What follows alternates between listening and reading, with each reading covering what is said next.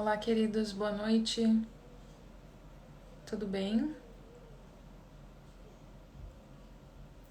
Sejam todos bem-vindos a mais essa live aqui no perfil, essas quartas de leitura. Tudo bem, Pati, Camila, Gabriela, Paloma, tudo bem, meninas? Karen, tudo bem, Luana? Sejam todas bem-vindas. Boa noite, Monique. Marta, oi, querida, tudo bem? Érica, querida, que bom contar com a presença de vocês aqui. Oi, Patrícia, então, tava preso e eu soltei e ficou assim, não vou nem mexer. Obrigada pelos elogios, pessoal, o filtro ajuda muito na vida da gente. Então, queridas, vamos começar. Hoje nós vamos falar sobre o 5º capítulo do livro O Rei da Cidade Dourada, tá? Esse livro que foi publicado pelo Clubinho Literário e também pelo Centro Dom Bosco. Quem mora fora do Brasil, quem mora nos Estados Unidos, encontra essa publicação facilmente. É uma publicação antiga da Madre Mary Loyola. E mesmo quem é protestante pode aproveitar muito, muito, muito esse livro. Nós temos relatos de vários protestantes assinantes que, excluindo o capítulo 17, aproveitaram integralmente a obra. Tá bem? Então, pessoal, eu vou fechar aqui os comentários para não me distrair. E vou começar a expor o conteúdo desse 5º capítulo, tá bom? Na quarta-feira passada nós falamos sobre a casa do rei, né? E nós vimos como o rei, que é Deus, ele não nos deixa desamparados, mas pelo contrário, ele nos oferece todas as graças, todas as armas, toda a instrução de que nós precisamos para desenvolver a nossa salvação. E foi isso que a Dileta, a personagem principal da história, descobriu. Hoje, no entanto, a descoberta que a Dileta vai fazer é uma descoberta desagradável. O título desse capítulo é Uma Companheira Problemática. Quem é essa companheira da Dileta? É a Si. Aqui na nossa tradução, a Ana Júlia Galvão preferiu usar Si, né? Mas na tradução do Centro Dom Bosco está escrito ego. A ideia, no entanto, pouco importando a tradução, seja a nossa, seja do Centro Dom Bosco, é que a Si ou o ego, ele representa a nossa carne, tá? Então eu vou começar lendo aqui uma parte do 2º parágrafo desse 5º capítulo, tá bem? Tal companheiro chamava-se Si. Os dois nunca se separavam. O dono da cabana, né? O dono da casinha, que é o nosso coração, e o seu próprio ego, a sua própria carne, né? Caminhavam, trabalhavam, dormiam e acordavam juntos. Porém, o dono da cabana era, ou deveria ser, o mestre dela. Si era o inferior ou o subcompanheiro.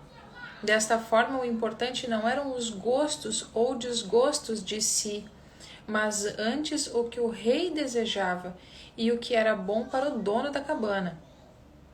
Esta foi uma lição que Si tinha de aprender, e via de regra costumava ser de aprendizado bastante lento.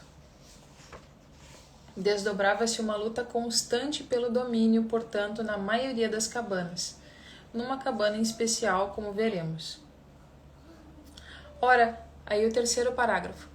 Se o leitor pensa ter sido mais fácil deixar que Si dominasse todas as cabanas para que seus pobres donos tivessem a possibilidade de viverem vidas tranquilas, devo dizer que o leitor não sabe nada sobre o assunto. Veja, não era como se os donos das cabanas nunca tivessem tentado, né? Então, todos nós, em algum momento, nós deixamos a nossa carne tomar conta, né? Alguns tentaram, mas ou não batiam de frente com Si, ou desistiam após um confronto qualquer. Contudo, mais cedo ou mais tarde, todos percebiam os erros cometidos. Uma vez mestre, Si mostrava-se um tirano ou uma tirana, conforme o caso, cruel. Ele fazia de escravo o dono da cabana, que devia ter lhe dado uma lição, e passava a tratar-lhe tão mal que a sua vida tornava-se miserável. Não, a única maneira de assegurar qualquer tipo de paz era manter este camarada desgovernado em seu lugar e trazê-lo de volta à terra quando se enchia de seus ares de importância. Mas precisamos voltar a uma certa cabana e seus habitantes. Eu tô lendo bastante, mas depois eu comento, tá, pessoal? 6 horas é hora de levantar, disse Dileta, que estava prestes a pular da cama quando ouviu a voz sonolenta de Si. Então, gente, essa parte desse capítulo não tem quem não se identifique. Não tem quem não tenha passado por isso. Vejam como como o agir da carne, ele não é uma coisa assim exclusiva, inédita, uma coisa assim impensável, que só acontece conosco. Não, é padrão, é padrão. Não pode ser, não está na hora ainda. E se está, ou o relógio corre ligeiro ou está dando a hora errada. Ele estava funcionando perfeitamente ontem. Venha, vamos levantar. Ah, estou tão terrivelmente cansada e estou sentindo uma dorzinha de cabeça. Ou foi o que senti ontem, pelo menos, e não quero tê-la novamente amanhã, senão não vou poder aproveitar a feira. Se não levantarmos, não conseguiremos terminar o nosso trabalho. O rei vem agora pela manhã e temos de limpar o chão e colher flores. Ainda temos muito tempo. 5 minutos não vão fazer grande diferença. Ora, Dileta tinha sido avisada várias vezes pelo príncipe guardião, que é o anjo da guarda, né, para não discutir com Si, principalmente assim que acordasse. Ele dissera que não havia advogado que se comparasse a Si naquele momento. A única coisa a fazer era pular da cama de uma vez e não dar de ouvidos. Dileta, ao ouvir este tempo todo, e disse então sonolenta: Bem, tudo bem então. Só mais 5 minutinhos e temos que cuidar para ficarmos acordadas. E assim viraram-se e em menos de 1 minuto já tinham pegado no sono novamente. O sol brilhava e clareava toda a cabana quando despertou de súbito Dileta.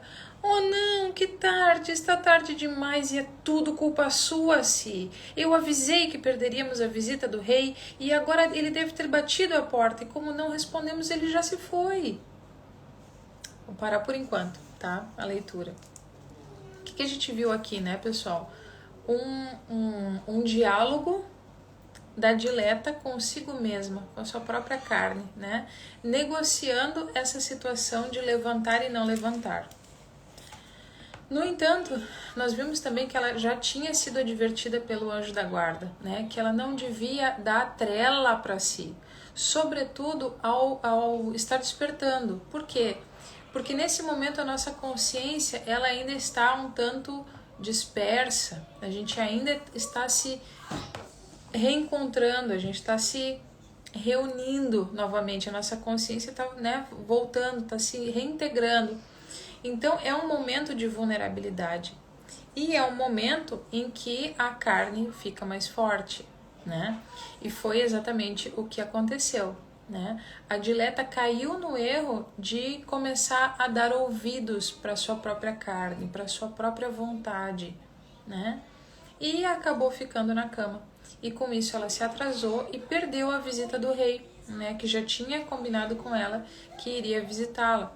Então, para quem tem acompanhado as lives, né, o rei ele sempre pede que a Dileta o espere com muitas flores, porque ela queria ela queria retribuir o amor do rei de alguma maneira, né? A grande alegria que ele dava a ela ao visitá-la. E ele disse, olha, tu não tem nada assim, de nobre, de rico, tu é uma menininha pobre.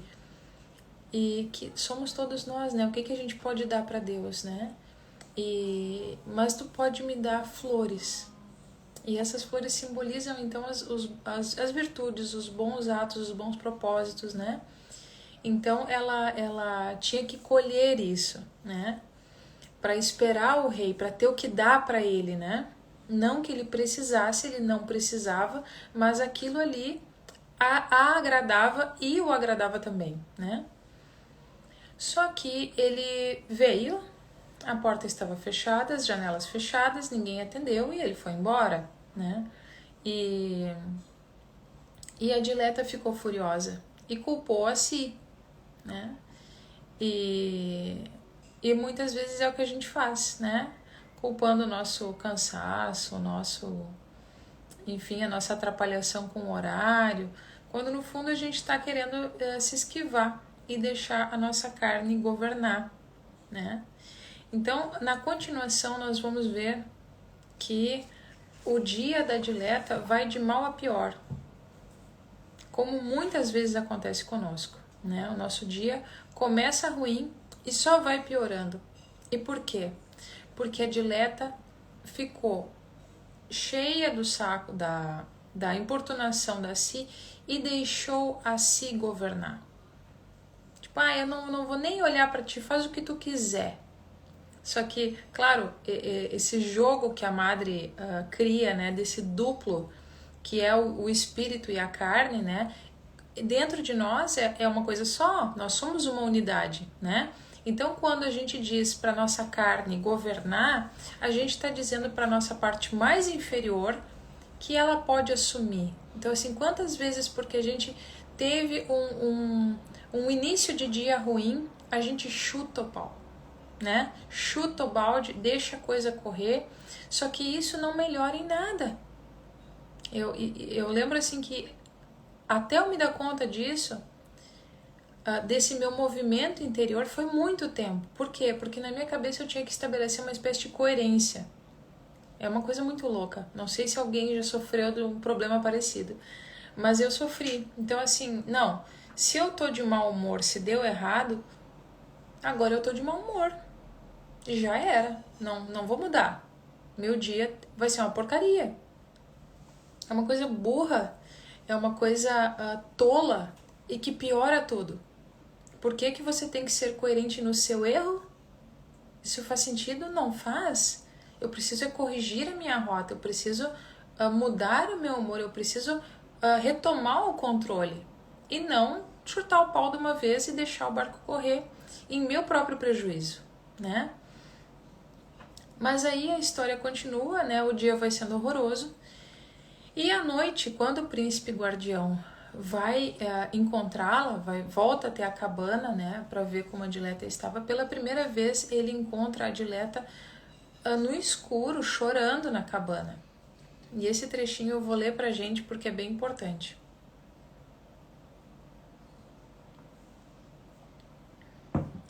Por que está assim, Dileta, no escuro? Onde está a sua lâmpada? Preste atenção. Ora, a lâmpada chamava-se Paz. Vocês lembram lá no início, a gente teve um momento que a gente falou disso, né? Deixa eu até retomar. A única maneira de assegurar qualquer tipo de paz era manter este camarada desgovernado em seu lugar, né? Ou seja, quando a carne assume o controle, a gente perde a paz.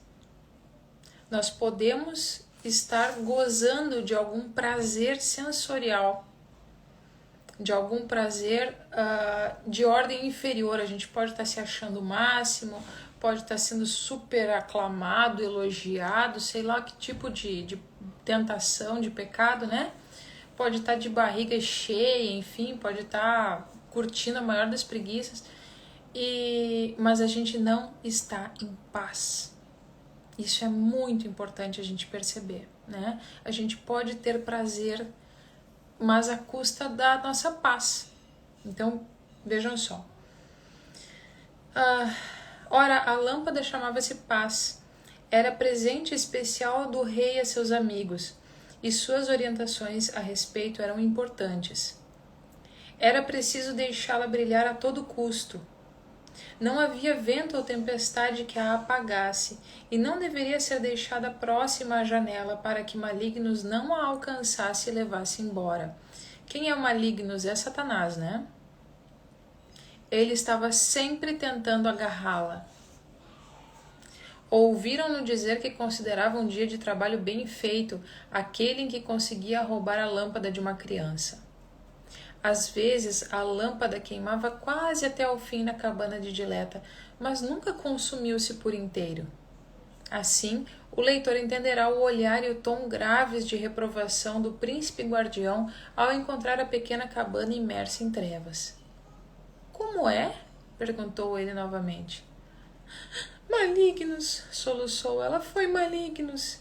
Eu a coloquei perto demais da janela e ele a levou, e ela estava quase apagada quando ele a tomou. E derramou-se em prantos mais uma vez. Levante-se daí e me conte como tudo isso aconteceu. Veja que o anjo da guarda, o príncipe guardião, ele não é neurocompatível, né? Ele já chega tipo, como é que é?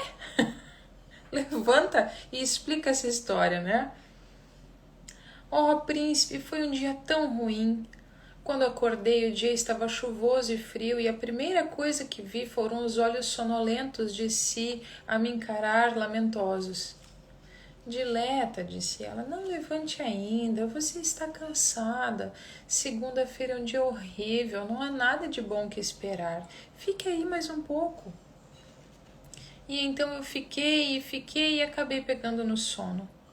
Quando levantei, de fato, foi tudo dando errado. Estávamos atrasadas para a escola e quando fomos repreendidas disse que não era verdade. As tarefas foram muito difíceis e todos os professores foram desagradáveis e as crianças também. Eu fiquei de mal com Si o dia todo, mas não sei como, deixo-a fazer como bem entender, como se eu não me importasse com o que faço. Quando cheguei em casa estava escuro demais para ver ou fazer qualquer coisa, e eu não atentei para aparar o pavio da minha lâmpada que queimou-se quase inteira. E então, de repente, vejo garras vindo da escuridão e levando-a embora. Oh, minha querida, minha lâmpada, foi o rei quem me deu e disse para cuidar dela. E retomou os prantos. O guardião ouviu-a pacientemente.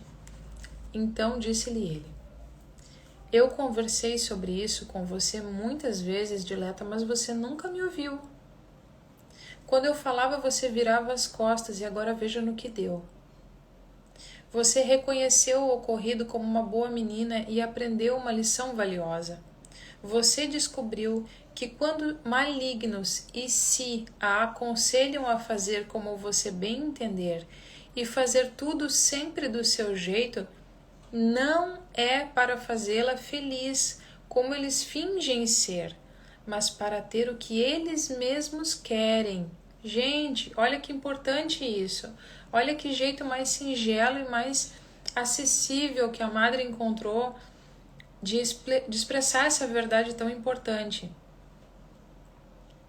Se quer obter o prazer e rejeitar a dor e o desconforto o tempo todo, não é em você que ela está pensando de maneira alguma.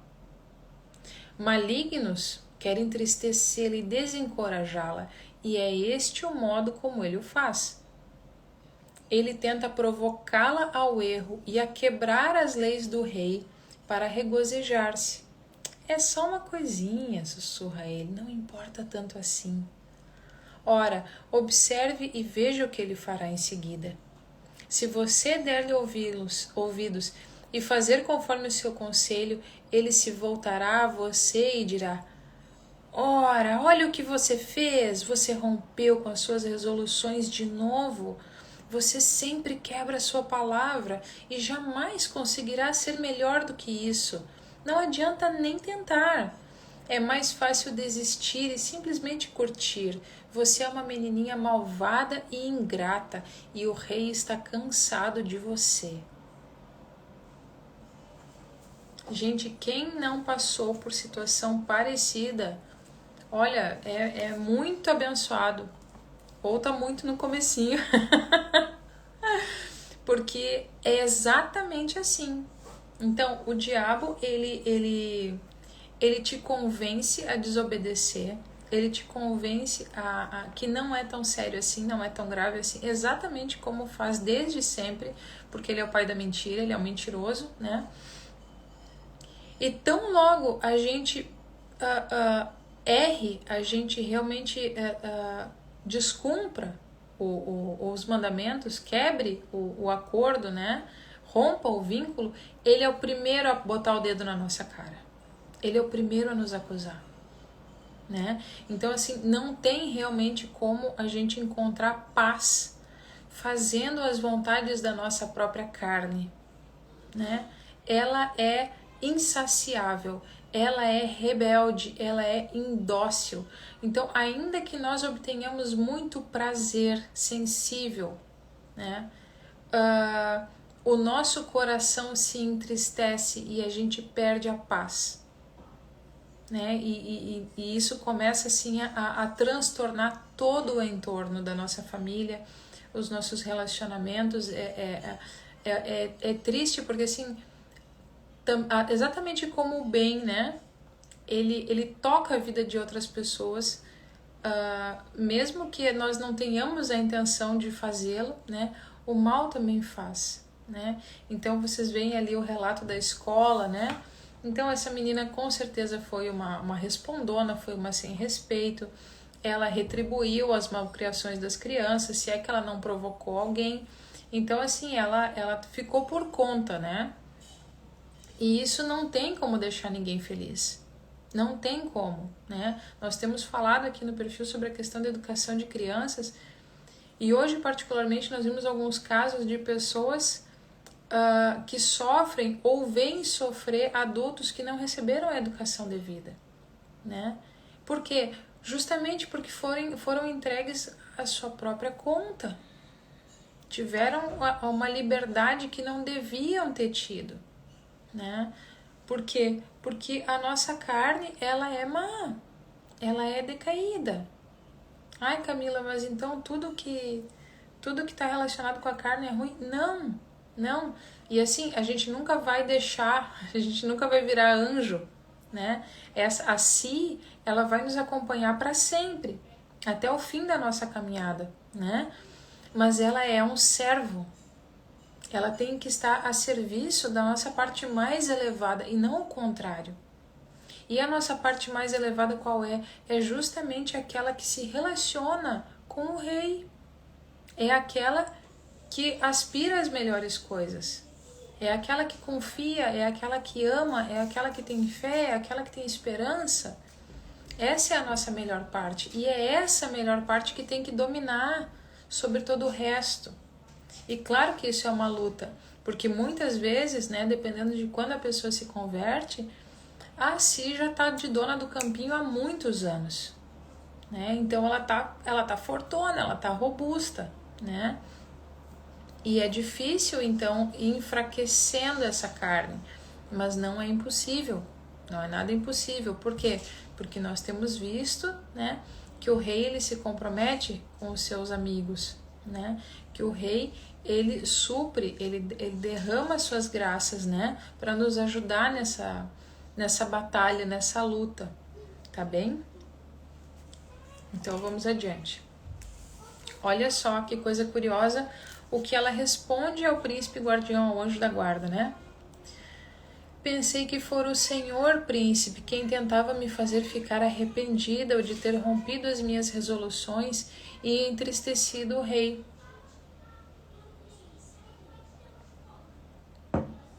Não, minha menina. Eu tento fazer com que você se arrependa de ter desagradado o rei. Mas os príncipes guardiões nunca desencorajam as crianças de que estão encarregados. Não importa quantas vezes elas caiam, Nós sempre as consolamos e as aconselhamos a seguirem como antes. Você pode cair centenas de vezes, mas e daí? As suas falhas não são piores porque você as vê mais claramente. Vejam que importante isso, né? Quando as marcas horrendas do sarampo estão visíveis, dizem vocês: "Oh, como estão feias!" O médico, porém, fica bastante satisfeito com elas, dizendo que tem melhor aparência por fora do que por dentro. Logo elas sararão. Desta forma, ver o que é feio em você é um sinal de que logo virá algo de muito melhor. Claro, antes tu faz M sem nem te dar conta. A partir do momento que tu enxerga, parece que é muito pior, mas na verdade é muito melhor, porque antes tu era escravo daquilo e não percebia. E agora vendo, tu começa a te assenhorar de ti e a poder decidir se tu quer continuar fazendo M ou não, né? O rei nunca a desencoraja, dileta. Ele é muito terno e paciente com você e quer que você seja paciente consigo mesma. Você não conseguirá corrigir todos os seus defeitos de uma só vez.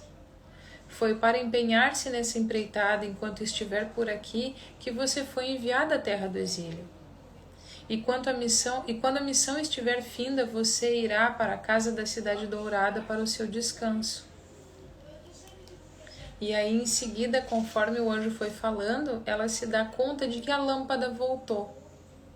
Claro, o coração dela foi movido, né, na direção do arrependimento, na direção da verdade.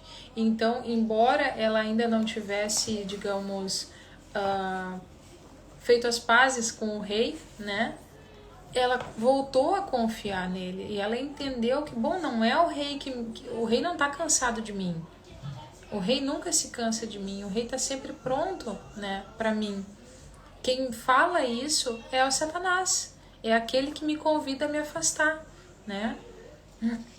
É muito importante isso, pessoal. Se vocês têm o livro, releiam com calma isso, né?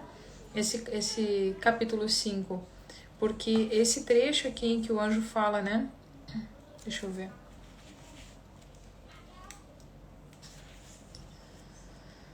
Malignos querem entristecê-la e desencorajá-la, né?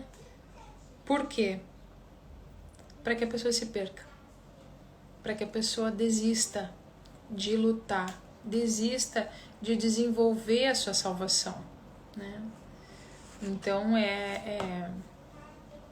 realmente aquilo que nós vimos no segundo capítulo é muito importante, né? Nós precisamos decidir cooperar, né? Não, a fé é o primeiro passo, né? E a fé no rei, ela perpassa tudo, toda a nossa vida, e é isso, né? O que nos garante realmente a salvação. Mas porque eu creio, então eu preciso colaborar, eu preciso querer me amoldar a Cristo. Eu preciso me tornar um cristão, que é um pequeno Cristo. E para isso eu não posso continuar sendo como eu sou, né? Eu preciso deixar nascer realmente essa nova criatura, né? Enterrando o velho homem, né? Com as suas concupiscências, com o seu pecado, para que então surja o novo homem, né? Então a lâmpada voltou e ela estava brilhando e tal, e aí a dileta pediu perdão. Perdoe-me, meu querido príncipe, por ter me comportado tão mal hoje. Nunca mais darei ouvidos a si, não mesmo. E se é verdade o que diz malignos, que sou uma menininha malvada e ingrata e que o rei está farto de mim, não serei mais malvada, ou pelo menos tentarei. Desculpe. Não se fie em sua própria força, dileta, pois você é muito frágil. Porém, o rei ama você e lhe enviará auxílio sempre que você pedir. Isso é uma outra coisa importante, né? Às vezes a gente está sendo tentado, está debaixo de um fogo pesadíssimo de Satanás, porque a nossa carne está tomando controle de novo, né? e porque o diabo é muito competente no trabalho dele, ele não tira férias, né? Ele não dorme em serviço, ele é diligente de fato, né? E a gente sente aquela tentação chegando e a gente nem se dá conta que aquilo é uma tentação, a gente acha que aquilo são os nossos próprios pensamentos, né? E quando vê, a gente acolhe aquela mentira dentro de nós e a coisa começa a degringolar toda. Quando tudo teria se resolvido muito facilmente se no momento daquela tentação nós tivéssemos feito uma oração. Isso é muito importante. Muitas pessoas, inclusive, sofrem tentação durante a oração, durante a tentação. Começam a vir pensamentos estranhos, coisas esquisitas, dispersão, né? E inflamar-se de fervor ainda mais, né? Pedindo pelo socorro de Deus, é a coisa mais eficaz. E Deus realmente envia o seu socorro. Ele envia o seu socorro. Ele não nos deixa desamparados. E muitas vezes basta isso. Basta que a gente mude o foco em lugar de entrar numa queda de braço ou de ceder de uma vez, né, aquela tentação. Tá bem, pessoal? Então este foi o 5º capítulo do Rei da Cidade Dourada. Nós nos vemos novamente para a exposição do livro na quarta que vem, né?